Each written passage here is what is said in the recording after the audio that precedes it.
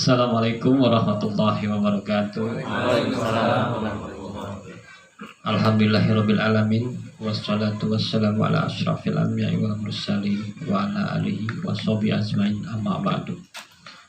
Alhamdulillah, marilah kita panjatkan puji serta syukur kepada Allah Subhanahu wa taala dan salawat serta salam kepada junjungan Nabi besar kita Nabi Muhammad sallallahu alaihi wasallam.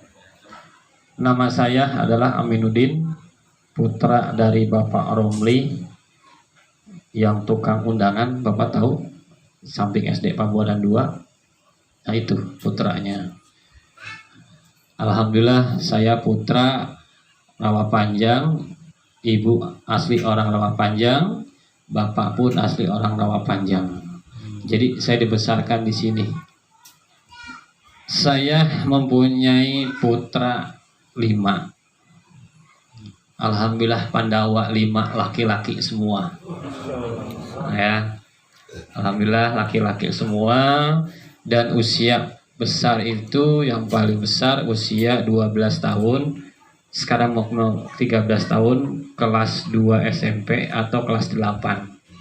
Yang paling bungsu paling kecil yaitu usia kurang lebih 7 bulan. Nanti insya Allah tanggal 20 Desember 7 bulan. Ya, alhamdulillah. Saya sampai sekarang masih menjabat ketua RT 0315. Ya RT ya, cuman cuti sampai tanggal 23 Desember. Kemudian saya punya beberapa program di dalam lingkungan RT yang alhamdulillah, maklum ya kalau daerah kampung berbeda dengan lingkungan ya. Kalau daerah lingkungan, kalau perumahan kan sudah jalan pun sudah bagus ya. Alhamdulillah pembangunan di situ kurang lebih 90% sudah kita rapihin jalan tersebut. Anggarannya dari mana? Kan bertanya seperti itu Pak ya. Alhamdulillah anggaran kantong pribadi dan dari warga masyarakat. Dari desa alhamdulillah dapat, itu pun tidak melalui tangan saya. Diberikan saya pun nggak tahu. Apabila minta pertanggungjawaban pun saya nggak tahu, karena bukan diberikan ke saya, ke warga saya. Sedangkan kami ini RT-nya, kan seperti itu. Kemudian pendidikan ke saya itu yang pertama memang dari nggak pernah TK, maklum orang kampung zaman dulu ya, itu masuk ke SD Pabuaran 2, lalu dilanjutkan di SMP KP Depok, kemudian masuk ke Madrasah Aliyah At-Tahiriyah Jakarta. Setelah itu kemudian pengen ngerasain sekolah jauh, berangkatlah saya ke IAIN Sunan Gunung Jati, Bandung. Lulus dari IAIN Sunan Gunung Jati, saya mengabdi di SDN Pabuaran 2 sebagai guru. Kemudian di SMP Nurus Sodikin, Kampung Rawa.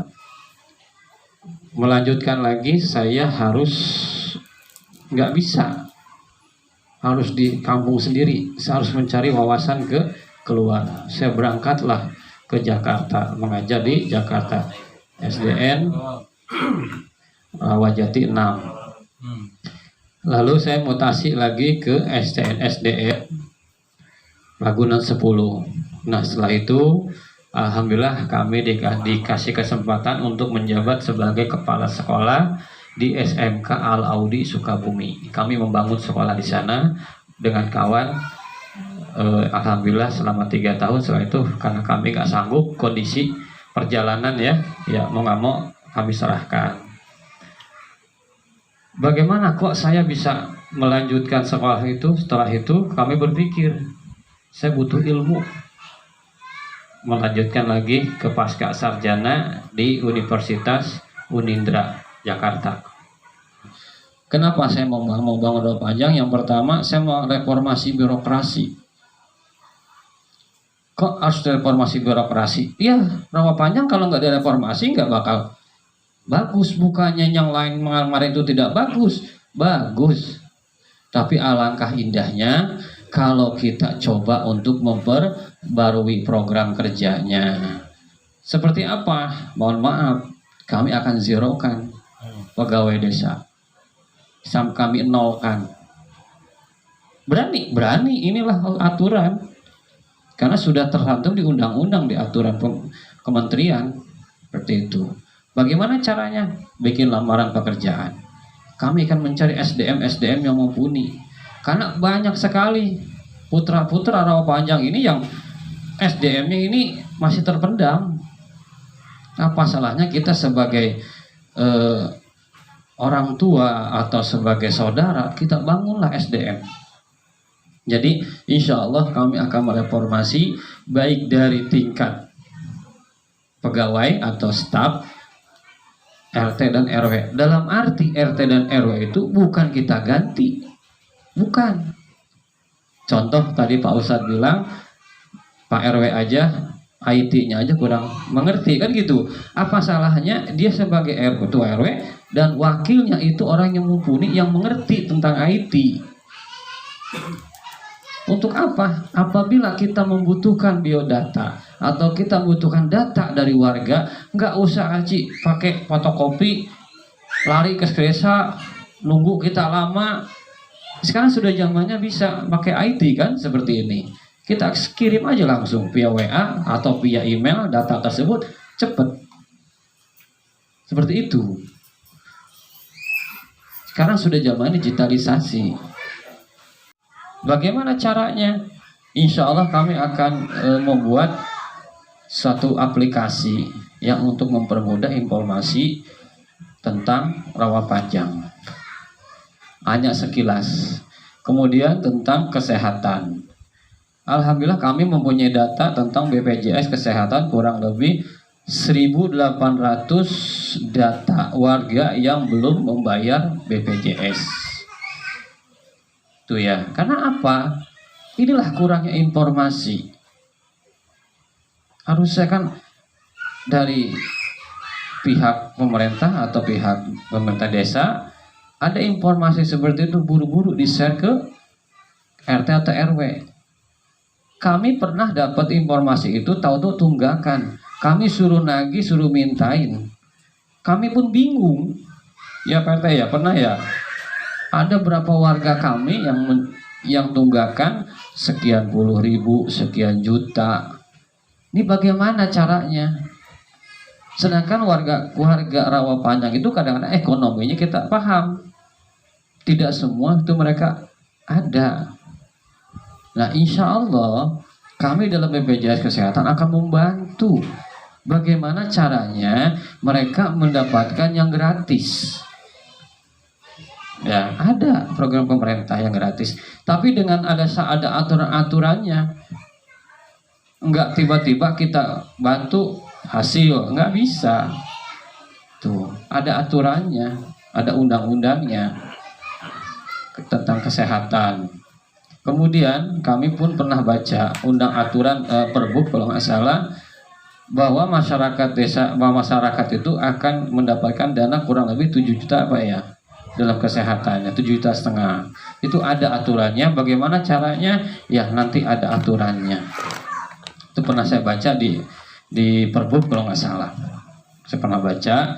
Karena saya belum mendalami semuanya itu, insya Allah nanti kita akan dalami bagaimana membantu masyarakat biar di rumah sakit itu bisa mendapatkan dana seperti itu. Dalam arti dalam perawatan pembayarannya, biar mereka diringankan. Kita lihat sini banyak para remaja, terutama yang putus sekolah. Apalagi sekarang ada zamannya PJJ ya. Dengan adanya pandemi ini, anak-anak sekarang sangat riskan kita. Ada yang pada maaf ya ngamen, pakai boneka-boneka itu. Sebenarnya mereka itu sudah jenuh di rumah. Itu. Ada banyak yang putus sekolah. Insya Allah kita akan bantu mereka untuk di BLK, dibina. Di BLK kan banyak kegiatan. Contohnya tentang IT atau tentang menjahit atau tentang wirausaha ataupun apa. Itu banyak sekali. Ayo kita bantu nanti. Kemudian segi pendidikan, ada anak-anak mohon maaf suka ada yang putus sekolah karena SPP, kemudian ada lagi yang ijazahnya tidak bisa ditebus. Saya ngalami, ada warga tetangga sebelah RT sebelah sana, beda RW. Saya tanya, anakmu kenapa nggak kerja? Belum mengambil ijazah Pak RT. Di mana? SMK di Al-Basariyah. Kan gitu. Kenapa tidak diambil? Ekonomi. Oh ya udah. Berapa duit? 750.000. Besok saya dapat rezeki, ambil ya. Alhamdulillah kita dapat rezeki, ambil. Diambil sama dia, nggak lama alhamdulillah bisa bekerja. Sampai sekarang dia masih bekerja di instalasi listrik. Kan ada kebanggaan buat kita, ada kebahagiaan kita bisa membantu mereka. Nah, di desa pun nanti insya Allah akan kita bantu. Bagaimana caranya? Ayolah kita sama-sama saling memikirkan atau saling bermusyawarah, saling mufakat untuk tujuannya adalah membangun remaja, untuk membangun pendidikan di Rawa Panjang. Kemudian masalah seni, budaya, dan agama. Di sini banyak seni-seni yang terpendam. Contoh seni lukis. Seperti ini nih, indah sekali saya lihat ini lukisannya. Kemudian di sana juga ada yang bisa pohon dibikin bonsai. Itu indah. Kemudian ada yang ngelukis itu pakai kanvas cuman begini aja. Itu saya lihat bagus ilmunya. Makanya kita tidak bisa melihat orang itu dari luarnya aja. Kita nggak tahu dia rambutnya panjang, kadang-kadang namanya bajunya biasa, tapi keahlian, keilmunya itu kita nggak tahu, Ustadz ya. Itu yang terpendam. Apa salahnya seni lukis itu ayo kita gerakan. Seni itu ayo kita bangun. Tuh, seni qiraah. Apakah pernah dengar Bapak Ustadz atau Bapak-bapak Rawa Panjang itu mengirimkan MTQ Qoriah? Belum pernah kan? Saya juga belum pernah. Dulu mungkin zamannya Pak Ajak Nurusen, kami mungkin ingat pernah. Itu ada yang namanya MTQ tingkat kecamatan. Ada itu dulu. Nah setelah ini ya kemarin-kemarin mohon maaf, ketika itu saya bicara sama kawan, dia bilang saya nih Pak yang selalu mewakili, itu pun dari desa beda Pak Ustadz, bukan desa ini. Jadi selalu mewakili terus dia di kecamatan. Nah hasil investigasi saya, ini banyak suara-suara para remaja, anak-anak itu yang indah. Karena apa? Karena kurangnya kurangnya didikan atau orang tua asuh. Coba nanti kalau kita berdayakan, ada MUI di sini. Karena saya lihat MUI ini kurang. Dalam arti bukannya kurang naik, karena mungkin kurang koordinasinya daripada pemerintah daerah, pemerintah desa itu. Coba kalau MUI itu diberikan wewenang, tolong nih mau ada MTQ, carilah remaja atau anak-anak atau pemuda yang bisa baca qiraah. Silahkan cari. Sampai sekarang menurut saya MUI itu belum bergerak ya, sudah bergerak, cuman terbatas. Insya Allah nanti kita akan berikan wewenang kepada dia. Dalam segi contoh, biasanya yang mandikan jenazah itu kita pada berpikir, ini siapa yang mandiin ya? Oh, ambil sana. Kadang-kadang kita nunggu ada yang meninggal, kita baru di sana dulu kita tunggu. Kasihan kan mayit. Rencana kita MUI kita akan berdayakan bagaimana MUI itu bisa mendidik minimal 1 RW. 1 RW itu ada amil yang bisa memandikan jenazah. Minimal 1 RW. Kenapa? Jangan sampai kita mengandalkan amil yang utama. Kalau dia lagi sehat, kalau dia sakit, siapa yang mandikan mayit? Seperti itu. Pembangunan, dalam segi pembangunan. Alhamdulillah, kami pernah melihat anggaran desa selama setahun itu kurang lebih 2,8. Nah, tapi target kami adalah pembangunan yang pertama gang, jalan gang yang masih pada kurang bagus. Insya Allah kita akan perbaiki sesuai dengan anggarannya. Kemudian kita akan membuat drainase tentang perekonomian UKM. Di sini kan alhamdulillah ada koordinator UKM. Ya insya Allah kita akan memberdayakan BUMDes Pak. Bagaimana caranya? Ini baru program Pak ya. Rencana kami BUMDes itu kami jadikan market, supermarket besar. Di sini banyak, setiap RT itu nggak mungkin tidak ada warung Pak. Di RT itu ada warung. Warung itu bagaimana? Nah, kita harus menjelaskan kepada RT, Pak RT, biar yang punya warung ini biar belanja ke BUMDes. Dari BUMDes kan nggak mungkin tidak ada untung. Pasti ada untung kalau kita belanja. Cuma harganya itu mungkin kita standarkan dengan contoh ke pasar. Kita samakan. Perbedaannya kan cuma hanya ongkos. Tapi kita akan fasilitas, kita akan antar. Nah, dari keuntungan itu kita lihat bagaimana keuntungannya itu kita lihat dalam arti kalau misalnya yang pembeli itu pembelanja ke BUMDes itu banyak dari RT misalnya RT 2 RW RT 6 RW 6 2 itu banyak, mau nggak mau kan dia punya keuntungan besar. Dari keuntungan itu kita tidak alihkan ke RT yang lain, kita berikan ke RT yang belanjanya banyak dengan cara bikin proposal.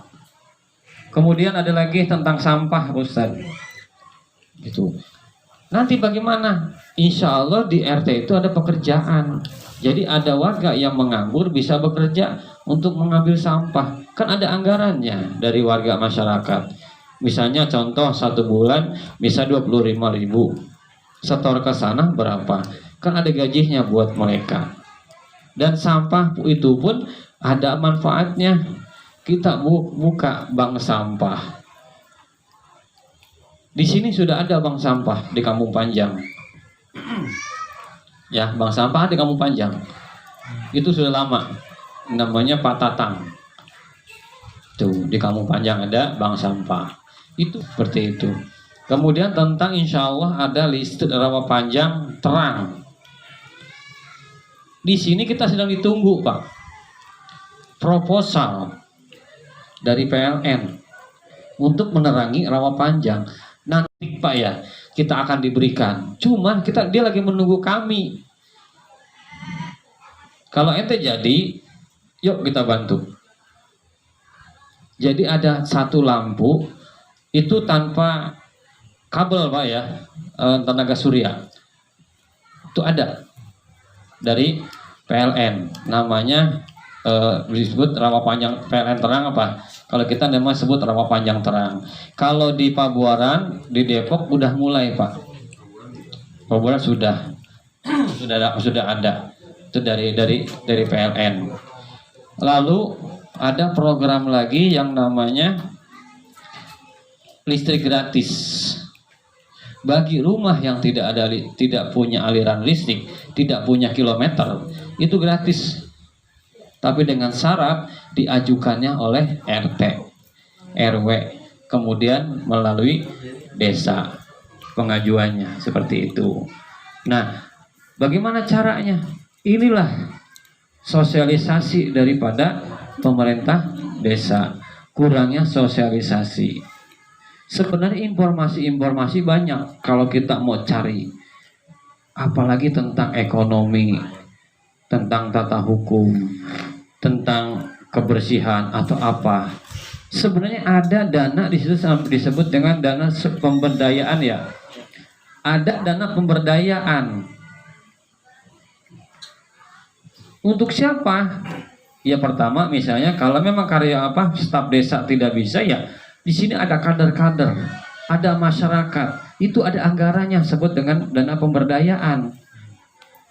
Ada, bisa kita panggil tutor ke sini.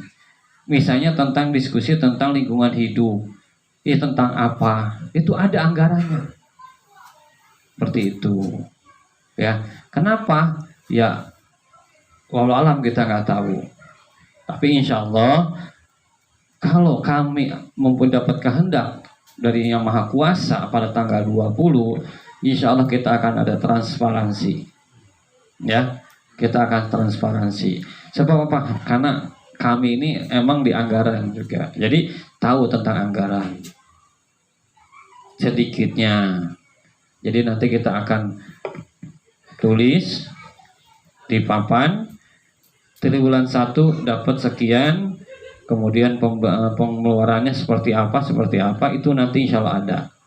Nah, kami insya Allah kami akan menjalankan amanah sesuai dengan aturan dan perundang-undangan. Seperti itu Bapak Ibu, Bapak-bapak. Mungkin masih kurang menurut Bapak-bapak, kami mohon saran, kami mohon masukannya. Kalau memang ada yang terbaik, alhamdulillah. Dan atas nama pribadi saya dan tim, kalau masih ada kekurangan kami mohon maaf. Tapi kami mohon ya Pak ya, kalau di tanggal 20 kami dapat kehendak dari Maha Kuasa untuk menjadi kepala desa, Bapak jangan segan-segan memberikan masukan, memberikan kritik untuk kami. Boleh oposisi, saya mau jadi oposisi aja dari warga nggak masalah. Yang penting oposisi itu untuk membangun kinerja kami. Ya, kritik kami sangat terima. Sama siapapun di lingkungan saya dikritik, malah saya silahkan kritik saya, silahkan beri masukan saya, biarpun dari anak kecil kami terima. Sebab apa? Saya belum begitu pengalaman, dalam arti kami punya ilmu, tapi dalam segi pengalaman untuk pemerintahan kan kami sedang berjalan. Bapak-bapak mungkin ini adalah ahli, pengalamannya lebih. Kenapa? Karena bapak-bapak lahirnya lebih dulu daripada saya. Kan begitu Ustaz? Jadi pengalamannya lebih banyak daripada saya. Saya jujur aja, ini dari hati nurani. Dari hati nurani. Saya mah tidak menggebu-gebu ingin menjadi, Pak. Saya pribadi kepada calon yang lain, saya mengatakan saya sudah siap kalah. Saya siap kalah, saya bilang. Ayo kita bikin MOU, saya siap kalah. Saya tidak akan mengerahkan massa kalau saya kalah. Kenapa? Karena saya tidak menggebu-gebu. Saya merasa ada kekurangan saya, tapi saya mengatakan saya sudah siap kalah, tapi insya Allah saya pasti menang. Saya akan menang, kan begitu Pak Ustaz? Kenapa kalahnya? Kalah karena kami kalah di dana. Kami tidak punya apa-apa. Saya nekat, tidak seperti mereka. Saya untuk mencapai balon aja Ustaz, itu merangkang. Kalau kata baik merangkang, dihina, dicaci, diintervensi, bahasa diancam, bahasa begitu ya. Sampai kamu tuh, sampai begini orang. Kenapa? Saya bilang, Anda siapa melarang saya? Ini demokrasi bro, saya bilang. Tidak ada bisa melarang saya, karena saya nekat, bulat. Apa tujuan untuk membangun rawa panjang? Kan kamu tidak punya uang, tidak menjamin uang itu. Tapi saya akan merubah mindset rawa panjang. Dengan cara apa? Nanti kita buktikan. Alhamdulillah Pak, tadinya kita di bawah, dengan hasil nilai tertinggi 450, saya dikatakan sama kawan saya, hebat ente bisa merubah mindset masyarakat dengan nilai tertinggi. Kenapa? Ayo berubah. Uang tidak menjadi jaminan. Jujur aja Pak, mohon maaf, saya sampai sekarang baru mengungkapkan angka 10 juta Pak. 10 juta. Yang lain udah ratusan juta, saya baru 10 juta. Bagaimana caranya? Saya belusukan. Saya ke masyarakat, saya katakan saya memang apa adanya. Inilah diri saya, ingin membangun rawa panjang. Nah inilah saya menyadari bahwa saya masih ada kekurangan, dan Mungkin ada kelebihan sedikit, kekurangannya banyak. Makanya daripada itu, kami atas nama pribadi atau calon kepala desa mohon saran dan mohon masukan dari bapak-bapak. Dan alhamdulillah pada saat ini, pada hari ini nomor peserta atau nomor daripada para calon sudah keluar, Pak ya. Yang pertama, nomor pertama itu Pak Wahyudin, nomor kedua itu Pak Agus, nomor ketiga itu saya Aminuddin, nomor keempat Pak Edi Sofian. Tadi itu pertama yang dikocok nomor itu Rawa Panjang, kemudian Bojonggede, terus Waringin Jaya.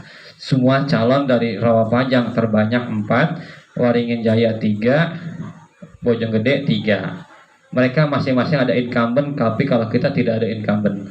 Kita semua murni, baru-baru semua. Cuma pengalamannya hanya tingkat RT, RW, dan tingkat desa. Itu aja pengalaman kami. Silahkan bapak-bapak pilih, silahkan sesuai hati nurani. Jangan terpaksa memilih saya. Kalau terpaksa nanti akan menjadi dolim pada diri bapak sendiri. Akan mudarat untuk diri saya. Tapi saya yakin Allah akan berikan kehendak pada kami. Insya Allah. Yang penting kami mau berusaha. Seperti itu. Sekali lagi saya mohon maaf kalau memang kurang puas, mari kita sama-sama saling bertukar pikiran, saling sama-sama, mari kita saling mengisi. Kalau ada kekurangan di kami, tolong diisi. Ya, ada kelemahan di kami, tolong kuatkan untuk kami. Seperti itu bapak-bapak ya. Mungkin cukup sekian dari saya. Wabillahi taufiq wal hidayah. Wassalamualaikum warahmatullahi wabarakatuh.